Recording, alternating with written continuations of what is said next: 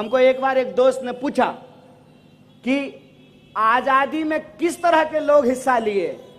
हम बोले आजादी में दो तरह के लोग हिस्सा लिए। हम आजादी में भाग लिए और आरएसएस वाले आजादी से भाग लिए। जब हम आजादी की बात बोलते थे तो यही लोग व्हाट्सएप पे आपसे पूछते होंगे कि किस चीज से आजादी चाहिए, क्यों आजादी चाहिए, देश तो आजाद हो गया है, फिर आपको किस बात की आजादी चाहिए। अरे इसी बात की आजादी चाहिए कि इस देश का नागरिक इस देश के प्रधानमंत्री के आंख में आंख डाल करके उससे सवाल पूछे, इसी बात की आजादी चाहिए। आजादी कोई भीख है, आजादी कोई वरदान है, आजादी कुर्बानियों से हासिल की हुई चीज है और हमको लगातार आजादी के उस दायरे को बढ़ाने की जरूरत है। आजादी के उस मतलब में, उस मायने में इस बात को भी शामिल करने की जरूरत है कि जन्म के आधार पर किसी के साथ कोई भेदभाव नहीं होगा, संस्कृति के आधार पर किसी के साथ कोई भेदभाव नहीं होगा, क्षेत्र के आधार पर किसी के साथ कोई भेदभाव नहीं होगा, लिंग के आधार पर किसी के साथ कोई भेदभाव नहीं होगा। जब संविधान ने हमको बराबर किया है तो हम बराबरी के उस एहसास के साथ, बराबरी के उस अधिकार के साथ हम अपनी जिंदगी को जी सकें। जब संविधान ने महिला और पुरुष का वोट बराबर किया है तो आप कौन होते हैं महिला और पुरुष के बीच में विभेद पैदा करने वाले। इस सवाल का जवाब हम पूछ सकें। हम ये पूछ सकें कि जब इस देश में प्रधानमंत्री के लिए 8,500 करोड़ का उड़न खटोला खरीदा जा सकता है तो इस देश के गरीबों को मुफ्त में शिक्षा क्यों नहीं दी जा सकती है। हम यह सवाल पूछ सकें कि 20,000 करोड़ में आपके लिए अगर महल बनाया जा सकता है तो झुग्गियों में रहने वाले लोगों के लिए घर क्यों नहीं बनाया जा सकता है। हम यह सवाल पूछ सकें कि प्रधानमंत्री के चढ़ने के लिए अगर कार सरकारी हो सकती है 13 करोड़ की तो हमारे बच्चों का इलाज सरकारी क्यों नहीं हो सकता है। यह जो देश की समझदारी है, उस समझदारी को, आजादी के उस एहसास को एक आजाद नागरिक के तरह आजाद देश में उस आजादी को सेलिब्रेट करना चाहते हैं। इसीलिए हमने कहा था देश से नहीं देश में आजादी की बात करते हैं। और इसीलिए मैं कहता हूं कि हम देश की आजादी में भाग लिए थे और वो देश की आजादी से भाग लिए थे, इस बात को याद रखिएगा। और मैं नागपुर के लोगों को विशेष धन्यवाद देना चाहता हूं। नागपुर के वो नौजवान जिन्होंने एक दिन ठाना और मुख्यालय पे जाकर के झंडा फहरा दिया और आज हालत देखिए कि हर कार्यालय पे झंडा फहराया जा रहा है। आप लोग विशेष धन्यवाद के पात्र हैं जो कहते थे 3 तिगारा काम बिगाड़ा।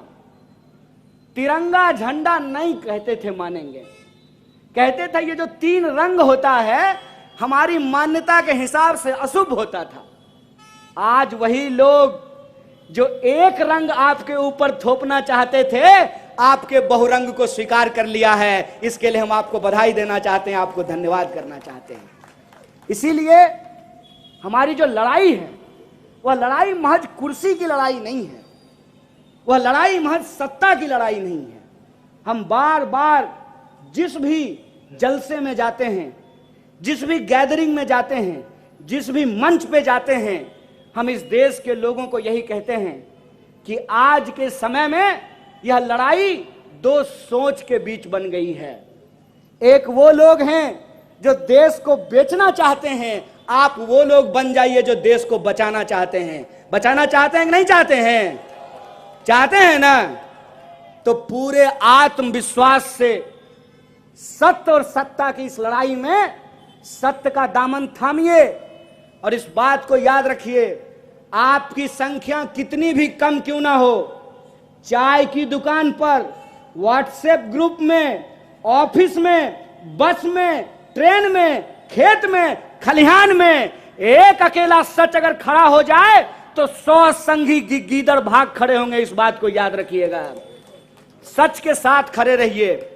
आजकल कई बार लोग झूठ का सहारा लेकर के शेर बनने की कोशिश करते हैं, तो मैं उनको कहता हूं अव्वल तो ये कि शेर जो है वो 2 ही जगह रहता है, या तो चिड़ियाघर में या जंगल में। शेर जो है वो प्रधानमंत्री आवास में नहीं रहता है, या तो जंगल में रहता है या चिड़ियाघर में रहता है। और कई बार लोग क्या करते हैं ना, घर में जो पेट पालते हैं, कुत्ता लोग पालते हैं ना, तो प्यार से उसको भी शेरू कहना शुरू कर देते हैं। नहीं कहते हैं? तो कुत्ता को शेरू शेरू कहेंगे तो वो शेर हो जाएगा, और आम के पेड़ के नीचे खड़ा होकर उसको कटहल कटहल कहेंगे, कटहल हो जाएगा। तो कांग्रेस के कार्यकर्ताओं को कोई कहेगा कि ये भ्रष्ट है, चोर है, तो वो भ्रष्ट हो जाएगा। कांग्रेस की परंपरा इस देश के भीतर आजादी की परंपरा है, इस बात को याद रखिएगा। कांग्रेस के जमाने में यह होता था कि बलात्कारी को संस्कारी बताया जाए। बोलिए, ज्यादा पुरानी बात नहीं है। निर्भया का कांड हुआ था दिल्ली में, कांग्रेस का कोई नेता बोला था कि बलात्कार करने वाले संस्कारी हैं, बलात्कार वाले ब्राह्मण हैं, अच्छे कुल के हैं? कोई ये बात बोला था? आज हमारी आंखों के सामने क्या हो रहा है, जब प्रधानमंत्री लाल किले के प्राचीर से नारी सम्मान की बात करते हैं, ठीक उसी वक्त 11 बलात्कारियों को जेल से छोड़ दिया जाता है, उनको रिहा कर दिया जाता है। यह शर्मनाक है।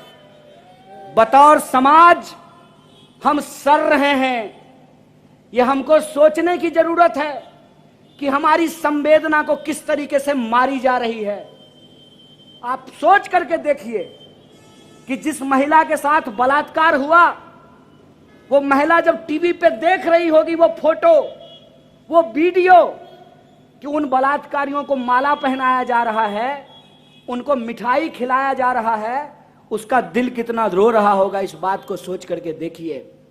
इसीलिए मैं कांग्रेस के एक एक कार्यकर्ताओं को कहना चाहता हूं कि बहुत चुनौतीपूर्ण समय है, और इस चुनौतीपूर्ण समय में अपने स्वार्थ को छोड़ना सबसे पहले जरूरी है। अगर हम अपने स्वार्थ को नहीं छोड़ेंगे, ना हम बचेंगे ना देश बचेगा, इस बात को याद रखिएगा। हमको कोई आकर के बोला कि देश की हालत बहुत खराब हो रही है, हिटलर शाही थोपा जा रहा है। हम बोले सुनो, हिटलर को हम पसंद नहीं करते हैं, हिटलर से हमको बहुत दिक्कत है, लेकिन तुम इसको हिटलर बोल करके हिटलर का अपमान मत करो। ये हिटलर नहीं है, सस्ता फोटोकॉपी है यार, सस्ता फोटोकॉपी है। यहां गांधी जी के अटायर में जो है एक व्यक्ति हमारे साथ बैठे हुए हैं, इसको हम सस्ता फोटोकॉपी क्यों कहते हैं आपको मालूम है? कि गांधी जी अंग्रेज से लड़े थे, कस्तूरबा को साथ लेकर घूमे थे ना, और ये देश बनाने के लिए अपनी पत्नी छोड़ करके चल दिए। उसके बाद नारी सम्मान की बात करते हैं, ठीक है, नारी सम्मान की बात करते हैं। इतना फर्जी इंसान हम अपनी जिंदगी में देखे ही नहीं हैं। और मैं इस बात को फैक्ट के साथ बोल सकता हूं।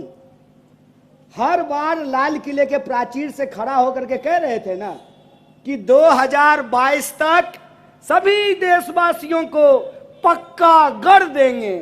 मिला क्या? मोदी जी के स्टाइल में पूछना चाहिए ना, पक्का घर मिल गया? तो जो मोदी जी ने घर दिया, इस बार उसी के ऊपर तिरंगा लगाया था ना लोगों ने।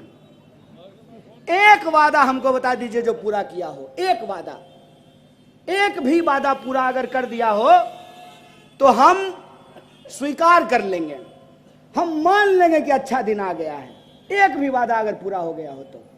और मैं बस आपको याद दिला देता हूं, हर साल 2 करोड़ रोजगार की बात थी कि नहीं थी? सबके खाते में 15 लाख रुपया देने की बात थी, सब किसानों की आमदनी दोगुनी करने की बात थी, सबको पक्का मकान देने की बात थी। एक भी चीज हुआ है? हो क्या रहा है? दुष्यंत कुमार कहते हैं कि कहां तो तय था चिरागा हर एक घर के लिए, कहां चिराग मयस्सर नहीं शहर के लिए। लोग मांग रहे थे सरकारी नौकरी, इन्होंने नया प्रबंध कर दिया कि ना रहेगा सरकारी संस्थान, ना देनी पड़ेगी सरकारी नौकरी। ना रहेगा बांस, ना बजेगी बांसुरी, ना रहेगा सरकारी संस्थान, ना देनी पड़ेगी सरकारी नौकरी।